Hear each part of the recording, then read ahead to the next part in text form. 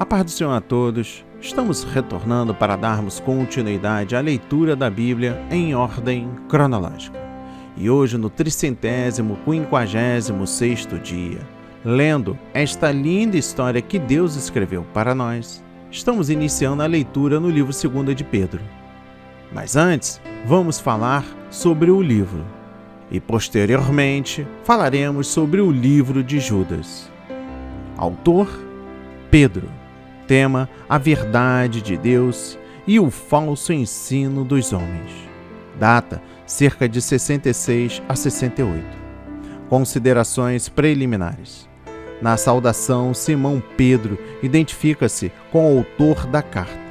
Mais adiante, ele declara aos seus leitores que esta é a sua segunda epístola, indicando assim que está escrevendo aos mesmos crentes na Ásia Menor, a quem dirigia a primeira epístola, visto que Pedro, assim como Paulo, foi executado por decreto do perverso Nero, que por sua vez morreu em junho de 68 d.C.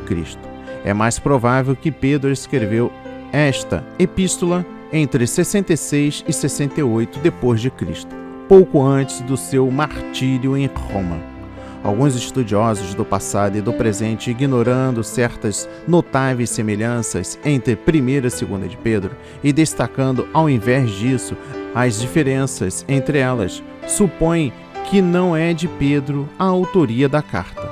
Essas diferenças de conteúdo, vocabulário, ênfase e estilo literário podem ser uma decorrência das diferentes circunstâncias de Pedro e de seus leitores nas duas cartas. Primeiro, as circunstâncias originais dos endereçados haviam mudado. Antes, ardia o fogo da perseguição movida pela sociedade em derredor. Agora eram ataques vindo de dentro, através dos falsos mestres que ameaçavam os fundamentos da igreja, a verdade e a santidade. Segundo, as circunstâncias de Pedro também eram outras. Enquanto na primeira carta ele contou com a cooperação eficiente de Silvano na escrita, parece que agora este último não estava disponível ao ser escrita esta segunda epístola. Talvez Pedro tenha empregado seu próprio grego galileu singelo, ou serviu-se de um escriba menos hábil que o Silvano. Propósito. Pedro escreveu, primeiro, para exortar os crentes a buscarem com diligência a santidade de vida e o verdadeiro conhecimento de Cristo. E segundo, para desmascarar e repudiar a atividade traiçoeira dos falsos profetas e mestres que agiam nas igrejas da Ásia Menor, pervertendo a verdade bíblica. Pedro resume o propósito do livro no capítulo 3, dos versículos 17 e 18, onde exorta os crentes verdadeiros, primeiro, a estarem alerta para não serem enganados por homens perversos, e segundo, a crescer na graça e conhecimento de nosso Senhor e Salvador Jesus Cristo. Visão panorâmica. Esta breve epístola solene instrui os crentes a tomarem posse da vida e da piedade mediante o verdadeiro conhecimento de Cristo. O primeiro capítulo acentua a importância do crescimento cristão, tendo começado pela fé. O crente deve buscar diligentemente a excelência moral, o conhecimento, a temperança, a perseverança, a piedade, o amor fraternal e a caridade, amor altruísta, que levam à fé madura e o verdadeiro conhecimento do Senhor Jesus. O capítulo seguinte adverte solenemente contra os falsos profetas e mestres que surgem dentro das igrejas. Pedro os denuncia como anarquistas e perniciosos, que se comprazem nas concupiscências da carne, são cobiçosos, arrogantes e obstinados e que desprezam a autoridade. Pedro procura resguardar os verdadeiros crentes contra as suas heresias destrutivas, pondo a descoberto seus motivos e condutas malignos. No capítulo 3, Pedro refuta o ceteísmo desses mestres no tocante à vinda do Senhor, assim como a geração dos dias de Noé, enganada, zombava da ideia do juízo da parte de Deus, através de um grande dilúvio. Esses outros zombadores estão igualmente cegos quanto às promessas da volta de Cristo, mas, com a mesma certeza, manifesta o julgamento pelo dilúvio. Cristo voltará e desintegrará a presente terra no fogo e criará uma nova ordem sob a justiça. Tendo em vista esse fato, os crentes devem viver vidas santas e piedosas na presente era. Características especiais. Esta carta tem 4 características principais. Primeiro, ela contém uma das declarações de maior peso de toda a Bíblia no tocante à inspiração, à fidelidade e à autoridade das Sagradas Escrituras. Segundo, 2 de Pedro, capítulo 2, e a Epístola de Judas têm semelhanças notáveis na incriminação dos falsos mestres. Talvez Judas, enfrentando em data posterior o mesmo problema dos falsos mestres, empregou trechos dos ensinos inspirados de Pedro para transmitir a mesma lição. Terceiro, o capítulo 3 é um dos grandes capítulos do Novo Testamento sobre a segunda vinda de Cristo. Quarto, Pedro cita indiretamente os escritos de Paulo como escrituras aos mencioná-los juntamente com as outras escrituras. A inspiração do dia, o valor do verdadeiro conhecimento, a condenação dos falsos mestres, a certeza da vinda do Senhor. No capítulo 1 destaco tudo o que diz respeito à vida e piedade. Vamos compreender a mensagem no versículo 3. O amor de nosso Pai Celestial, a salvação mediante Jesus Cristo, sua intercessão por nós no céu, a habitação interior do Espírito Santo e do seu batismo, a comunhão dos santos e a inspirada palavra de Deus são suficientes para satisfazer a necessidade do crente em tudo que diz respeito à vida e piedade. Primeiro, não é necessário acrescentar qualquer sabedoria técnica ou teoria humana para completar a suficiência da palavra de Deus, que revela a nossa salvação perfeita em Cristo, as palavras de Jesus, a fé apostólica do Novo Testamento e a graça de Deus foram suficientes para satisfazer as necessidades dos perdidos nos antigos tempos da Igreja, e são realmente suficientes hoje. Absolutamente nada poderá oferecer mais altura, profundidade, força e ajuda do que aquilo que o próprio Jesus proclamou e providenciou e que os apóstolos testemunharam na revelação bíblica. Somente Jesus Cristo é o caminho e a verdade e a vida. Segundo, se o evangelho que temos hoje parece deficiente, é porque não é o mesmo evangelho que Cristo e os apóstolos pregaram. Participante da natureza divina. Vamos compreender a mensagem no versículo 4. Nossa participação na natureza divina é mais uma descrição do novo nascimento, mediante o qual recebemos vida divina. Participamos da natureza de Deus para nos conformarmos com Ele e com a sua santidade. Acrescentai a vossa fé. Preste atenção na mensagem do versículo 5. Pedro alista as virtudes que o cristão deve desenvolver a fim de ser espiritualmente vitorioso e frutífero diante de Deus. A expressão pondo nisso mesmo toda diligência demonstra que os crentes devem estar ativamente empenhados no seu crescimento espiritual. Quem se torna cristão deve imediatamente envidar todos os esforços possíveis para acrescentar à sua fé as 7 qualidades citadas nos versículos 5 a 9. Note que essas características espirituais não se desenvolvem automaticamente sem o nosso esforço diligente de cultivá-las. Fazer mais firme a vossa vocação e eleição. Vamos compreender a mensagem no versículo 10. Nossa fé e salvação não são coisas automáticas em nós mesmos.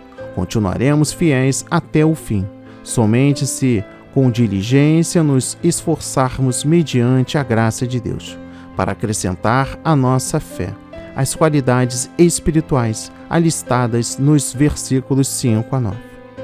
Ei, preste atenção, amplamente concedida a entrada no reino eterno. Esta é a mensagem no versículo 11.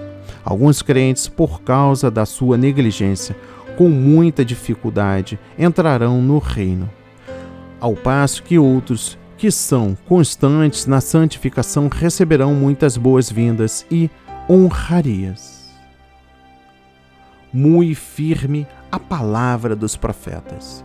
Vamos compreender a mensagem no versículo 19. Pedro contrasta as ideias humanistas com a palavra de Deus. Ele atesta a origem divina das Escrituras e afirma que toda profecia teve sua origem em Deus e não no ser humano. Assim temos a certeza de que a mensagem de Deus é infalível. Não é possível de conter erros ou enganos. É inerente, livres de erros, falsificação ou logro. A infalibilidade e a inerrância da Bíblia são inseparáveis, porque a inerrância é o resultado da infalibilidade da própria palavra de Deus. As Escrituras, na sua totalidade, são verdadeiras e fidedignas em todos os seus ensinos. Nenhuma profecia da Escritura. Preste atenção na mensagem no versículo 20. O significado é que nenhuma profecia das Escrituras veio das ideias ou raciocínio do seu escritor, mas sim do Espírito Santo. Ei, os homens de Deus falam inspirados pelo Espírito Santo. Muito importante essa mensagem no versículo 21. Pedro afirma a divina origem e autoridade das profecias da Escritura. Todos os crentes devem, de modo semelhante, manter um conceito firme e final da inspiração e autoridade das Sagradas Escrituras. Há várias razões para isso. Primeiro, é a única maneira de ser fiel ao que Jesus, os apóstolos e a própria Bíblia ensinam a respeito das Escrituras. Segundo, sem uma convicção inabalável nas Sagradas Escrituras, a Igreja fica sem alicerce autêntico e seguro para a sua fé, sem clareza da salvação, sem valor moral absoluto, sem mensagem garantida para pregar, sem nenhuma certeza do batismo no Espírito Santo e da operação de milagres, e nenhuma esperança da volta iminente de Jesus Cristo. Terceiro, sem uma convicção inabalável nas Sagradas Escrituras, os cristãos fiéis à Bíblia não têm nenhuma verdade absoluta e objetiva, baseada na autoridade do próprio Deus, com o qual possam julgar e rejeitar os valores movediços deste mundo, as filosofias humanas e as práticas ímpias da cultura mundana. Quarto, sem uma convicção inabalável nas Sagradas Escrituras, o cristão não tem condições de suportar as terríveis dificuldades dos últimos dias. Quinto e último, sem uma convicção inabalável das Sagradas Escrituras, ficam enfraquecidas a plena autoridade e as doutrinas da Bíblia. Em consequência disso, ela será substituída pela experiência religiosa subjetiva humana ou pelo raciocínio independente e crítico também humano. No capítulo 2, destaco: entre vós haverá também falsos mestres. Vamos compreender a mensagem no versículo 1. O Espírito Santo adverte repetidas vezes nas Escrituras que surgirão muitos falsos mestres dentro das igrejas. As advertências a respeito de mestres e líderes introduzindo heresias no meio do povo de Deus foram feitas antes por Jesus. E o Espírito Santo continuou advertindo através de Paulo, de Pedro, de Judas e das cartas de Cristo às 7 igrejas. Ainda no versículo 1, negarão o Senhor que os resgatou.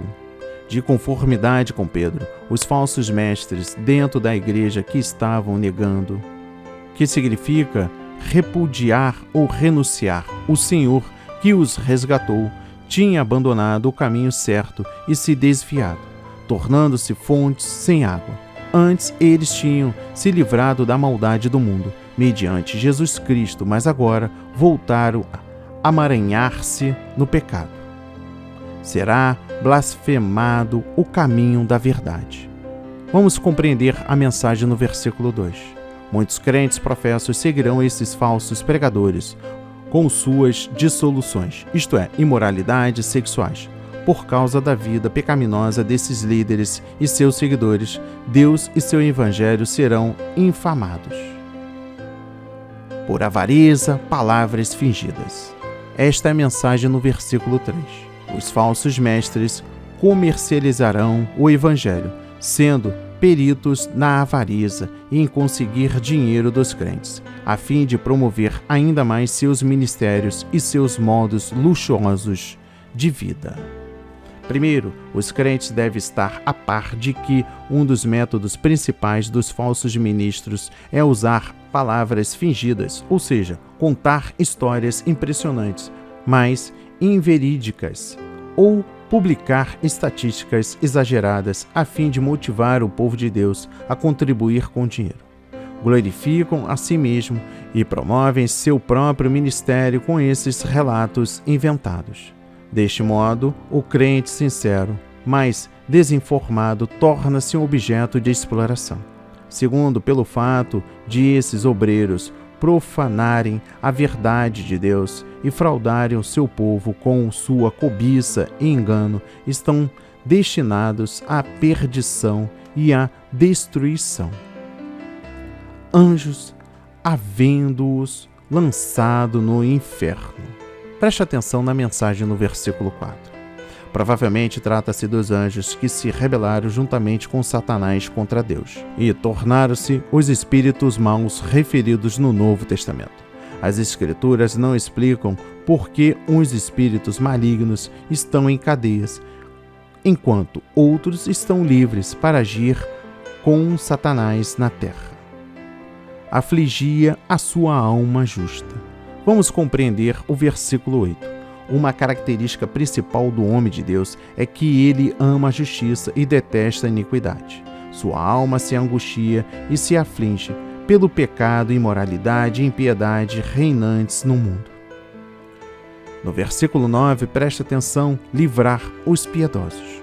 O modo de Ló reagir antes à iniquidade e imoralidade ao seu redor tornou-se uma prova que determinou tanto o seu próprio livramento quanto o seu destino na eternidade. Primeiro, Deus livrou Ló porque este rejeitava o mal e sentia repugnância na sua alma, diante da vida dissoluta dos homens abomináveis. Segundo, quando Cristo voltar para levar o seu povo e manifestar a sua ira sobre os ímpios, ele levará para si mesmo a sua igreja visível, que, por causa da sua fé nele e do seu amor por ele, é aqui como Ló, afligida pela conduta carnal, pela vida imoral e pelos demais pecados clamorosos da sociedade ao seu redor. Terceiro, Deus sabe como libertar seus servos fiéis do meio ambiente imoral e corrupto em cada geração. Desprezaram as dominações, as autoridades. Preste atenção à mensagem no versículo 10. Pedro fala das pessoas ímpias e imorais que, como os homossexuais de Sodoma, desprezaram todos os tipos de autoridade que refreiam o mal, inclusive Cristo e sua palavra. Caminho de Balaão. Preste atenção à mensagem no versículo 15. Trata-se do amor às honrarias pessoais e aos ganhos materiais, às expensas do povo de Deus. Pedro enfatiza que a imoralidade sexual, o amor às honrarias e a cobiça por dinheiro caracterizam esses falsos mestres e pregadores. Falando com voz humana. Versículo 16, preste atenção. Pedro claramente crer nos milagres realizados no Antigo Testamento. Hoje, críticos antes eleitos dentro da igreja zombam com arrogância dos milagres registrados na Palavra de Deus e consideram sem cultura e ingênuo quem nele acredita. O verdadeiro Filho de Deus, no entanto, crê em Deus e aceita todos os milagres da Bíblia. Crê também que Deus realiza milagres hoje em respostas às orações e à fé dos seus. No versículo 19, preste atenção. Prometendo-lhe liberdade. O espírito de anarquia, prometendo libertação das restrições justas, predominará com altivez na sociedade e na igreja. Nos últimos dias, antes da vinda de Cristo, os padrões morais imutáveis de Deus serão considerados antiquados e tidos como simples restrições legais à liberdade pessoal, à autodeterminação e à fidelidade dos seres humanos. À medida que os homens e mulheres se autoelegem como autoridades máximas neste campo, tornam-se escravos da corrupção moral. E por fim, o versículo 20, escapado, forem outra vez envolvidos. Os versículos 20 e 22 claramente mostram que alguns dos falsos mestres foram anteriormente redimidos do poder do pecado e depois perderam a salvação. No capítulo 3, destaco: onde está a promessa da sua vinda?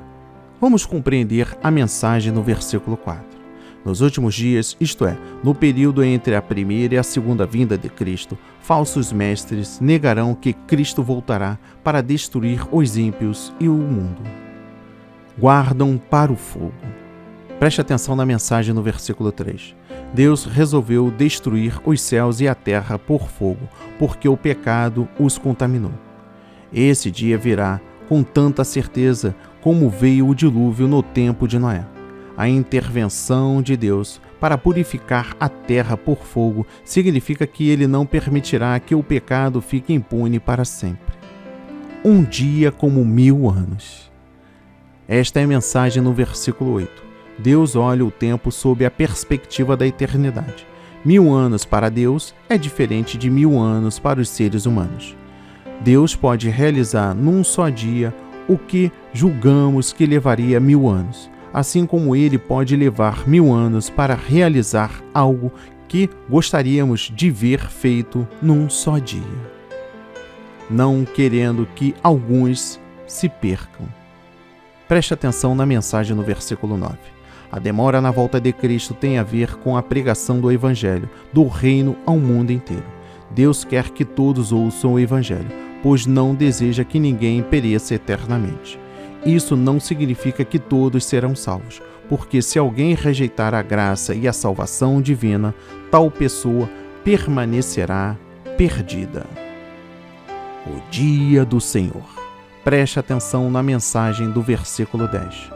Esta expressão refere-se aos eventos que começam com a volta de Cristo para arrebatar a sua igreja ao seu encontro nos ares e culmina com a destruição dos céus e a terra atuais e com a criação dos novos céus e da nova terra. O início do dia do Senhor ocorrerá num tempo ainda ignorado e será assinalado por rapidez inesperada. Santidade e piedade. Preste atenção na mensagem no versículo 11. Sabendo que Deus dentro em breve destruirá o mundo e julgará os ímpios, não devemos nos apegar ao sistema deste mundo, nem às suas coisas.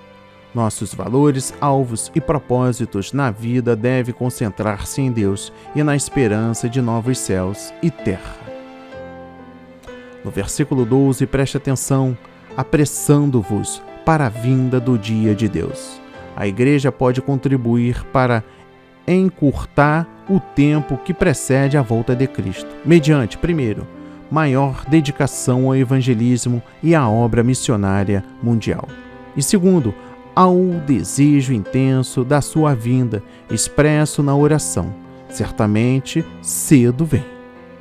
E por fim, o versículo 16. Suas epístolas, outras escrituras. Pedro se refere às epístolas de Paulo como do mesmo nível que as demais escrituras, isto é, o Antigo Testamento. Quando falamos hoje em escrituras, referimos-nos ao conteúdo do Antigo e do Novo Testamento, à mensagem original de Deus para a humanidade e ao testemunho do seu empenho em salvar o pecador por Jesus Cristo. E por fim, o livro de Judas. Trago o entendimento do livro. Autor, Judas. Tema, batalhar pela fé. Data, 70 a 80 depois de Cristo. Considerações preliminares. Judas se identifica simplesmente como irmão de Tiago. Os únicos irmãos do Novo Testamento que têm nomes de Judas e Tiago são os dois meio-irmãos de Jesus. Talvez Judas mencionou Tiago porque a posição de destaque do seu irmão, sendo dirigente na igreja de Jerusalém, serviria para esclarecer sua própria identidade e posição. Esta curta epístola, porém, de linguagem enérgica, foi escrita contra os falsos mestres que eram abertamente antinominianos, isto é, ensinavam que a salvação pela graça lhes permitia pecar sem haver condenação, e que, zombando, rejeitava a revelação divina a respeito da pessoa e da natureza de Jesus Cristo, segundo as Escrituras. Dessa maneira, dividiam a igreja concernente à fé, e que, segundo a conduta, Judas descreve esses homens vis como ímpios, que não têm o Espírito. O possível relacionamento entre Judas e 2 de Pedro depende do fator da data do primeiro. O mais provável é que Judas tinha conhecimento de 2 de Pedro, e daí sua epístola se situaria posteriormente, isto é, entre 70 a 80 depois de Cristo. Não está esclarecido sobre os destinatários, mas podem ter sido os mesmos de 2 de Pedro. Propósito: Judas escreveu esta carta, primeiro, para, com empenho, advertir os crentes sobre a grave ameaça dos falsos mestres e a sua influência destruidora nas igrejas, e, segundo, para energicamente conclamar todos os verdadeiros crentes a resolutamente batalhar pela fé que uma vez foi dada aos santos. Visão panorâmica. Seguindo-se a saudação, Judas revela sua primeira intenção era escrever sobre a natureza da salvação. Em vez disso, ele foi movido a escrever sobre o assunto que se segue, por causa dos mestres apóstolos, que estavam pervertendo a graça de Deus e, ao agirem assim, corrompiam a verdade e o caminho da retidão nas igrejas. Judas os acusa de impureza sexual, liberais como Caim, cobiçosos como Balaão, rebeldes como Coré, arrogantes, enganosos, sensuais, causadores de divisões. Afirma a certeza do julgamento divino contra todos que vivem em tais pecados e ilustra esse fato como 6 exemplos do Antigo Testamento. Os 12 fatos descritivos da vida deles revelam que a medida do seu pecado está cheia para o julgamento divino. Os crentes são despertados a crescer na fé e a ter compaixão com temor no tocante àqueles que estão vacilando na fé. Judas termina com palavras de louvor a Deus de grande inspiração ao impetrar a sua bênção. Características especiais. 4 características principais estão nesta epístola. Primeiro, contém a incriminação mais vigorosa e direta do Novo Testamento sobre os falsos mestres. Chama a atenção de todas as gerações para a gravidade do perigo constante da falsa doutrina contra a genuína fé e a vida santa. Segundo, exemplifica o caso de ilustrações tríplices. Por exemplo, 3 exemplos de julgamento tirado do Antigo Testamento, uma descrição tríplice dos falsos mestres e 3 exemplos de homens ímpios, tirados do Antigo Testamento. Terceiro, sob a plena influência do Espírito Santo, Judas fez menção de vários escritos. Ponto número 1, a escritura do Antigo Testamento. Ponto número 2, as tradições judaicas. E ponto número 3, 2 de Pedro, citando diretamente 2 de Pedro, capítulo 3, versículo 3, que ele confirma como procedente dos apóstolos. Quarto, contém a bênção mais sublime do Novo Testamento. A inspiração do dia. A ocasião da carta. Os falsos mestres e conselhos aos verdadeiros crentes. No capítulo 1 e último, misericórdia sejam multiplicadas.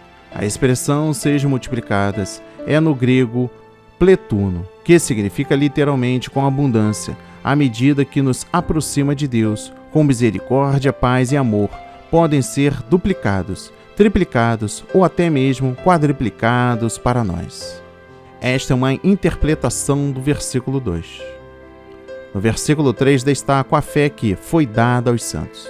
Os fiéis em Cristo têm o solene encargo de batalhar pela fé que Deus entregou aos apóstolos e demais santos. Primeiro, a fé aqui significa o evangelho proclamado por Cristo e os apóstolos. É a verdade estabelecida e inalterável, comunicada pelo Espírito Santo e incorporada no Novo Testamento. Todavia, a fé é mais do que a verdade objetiva. É também um modo de vida a ser vivido em amor e pureza. É um reino que se manifesta com poder para batizar no Espírito Santo a todos os crentes, a fim de proclamar o Evangelho a todas as nações, com sinais, milagres e dom do Espírito Santo. Segundo, a palavra batalhar descreve a luta que o crente fiel deve travar na defesa da fé. Significa literalmente contender, estar sob muita pressão ou travar uma luta. Devemos esforçar-nos ao máximo na defesa da palavra de Deus e da fé segundo o Novo Testamento, mesmo se isso nos for custoso e agonizante. Devemos negar-nos a nós mesmos e, se necessário for, sofrer um martírio em prol do Evangelho. Terceiro, batalhar pela fé significa tomar posição firme contra aqueles que, dentro da igreja visível, negam a autoridade da Bíblia ou distorcem a fé original anunciada por Cristo e pelos apóstolos. Significa também pregar essa fé com verdade redentora a todos os povos. Quem é leal a Cristo e à fé integral do Novo Testamento nunca deve permitir que a sua mensagem seja enfraquecida, caso a sua autoridade seja comprometida, sua vontade distorcida e seu poder e suas promessas enfraquecidas mediante explicações forjadas. No versículo 4 destaco, convertem em dissolução a graça de Deus. Dissolução significa orgia sexual sem refreio. Judas condena aqueles que ensinam que a salvação pela graça permite que os crentes professos vivam na prática de pecados graves, sem sofrerem juízo divino. Talvez ensinasse que, seja como for, Deus perdoará aqueles que continuamente entregam-se às concupiscências carnais, ou que os que agora vivem na imoralidade sexual estão eternamente seguros se no passado eles creram em Cristo. Pregavam o perdão do pecado, mas não o imperativo da santidade. Os anjos. Vamos compreender a mensagem no versículo 6. Judas refere-se a anjos que não permanecem na sua posição original de autoridade, mas que se rebelam contra Deus, violam a sua lei e agora estão aprisionados, aguardando o juízo. Nem todos os anjos caídos, porém, estão encarcerados, pois Satanás e muitos demônios já estão na terra atualmente. Miguel contendia com o diabo. Preste atenção à mensagem no versículo 9. Se o poderoso arcanjo Miguel recusou-se a insultar Satanás, mas confiou no poder de Deus, quanto mais nós, seres humanos, devemos refrear-nos em desafiar e falar abusivamente contra tudo, inclusive os espíritos malignos. 2 vezes mortas. Preste atenção no versículo 12.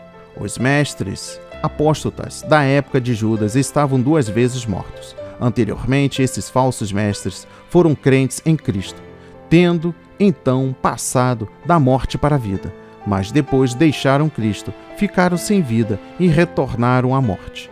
O versículo anterior explica a razão da morte espiritual deles. Profetizou Enoque. Preste atenção no versículo 14. É possível que Judas esteja citando ou o livro apócrifo de Enoque, escrito antes de 110 a.C., ou simplesmente relatos da tradição judaica. A alusão a Enoque por Judas desta passagem confirma apenas a veracidade da profecia de Enoque, não significa a sua aprovação ao livro apócrifo de Enoque. Dos versículos 20 e 21, preste atenção, edificando-vos. Os crentes devem defender e propagar a fé e resistir aos falsos ensinos de 4 maneiras. Primeiro, edificando-se na santíssima fé. A Santa Fé é a renovação divina do Novo Testamento, transmitida por Cristo e pelos apóstolos. Isso requer o estudo da Palavra de Deus e um esforço resoluto para conhecer a verdade e os ensinos das Escrituras. Segundo orando no Espírito, devemos orar no poder eficaz do Espírito Santo, isto é, confiando no Espírito Santo para inspirar, orientar, energizar, sustentar e nos ajudar a lutar em oração. Orar no Espírito inclui tanto o orar com a mente quanto orar com o nosso espírito. Terceiro, permanecendo na esfera do amor de Deus por nós. Isso envolve a obediência leal a Deus e a sua palavra. E quarta, almejando e aguardando a volta do nosso Senhor e a glória eterna que acompanhará a sua volta. Que a palavra de hoje toque o seu coração, transforme a sua vida para a honra e a glória do Senhor. Leia a Bíblia diariamente, pois este é o verdadeiro canal que se aprende, conhece a verdade e ouve a voz de Deus. Amém e graças a Deus.